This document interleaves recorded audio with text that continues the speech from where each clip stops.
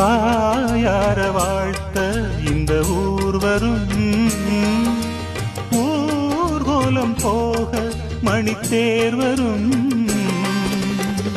சொல்லியது போலே நம் சொப்பனங்கள் கைகூடும், வந்ததொரு வாழ்வென்று சிந்து கவி கண் பாடும்.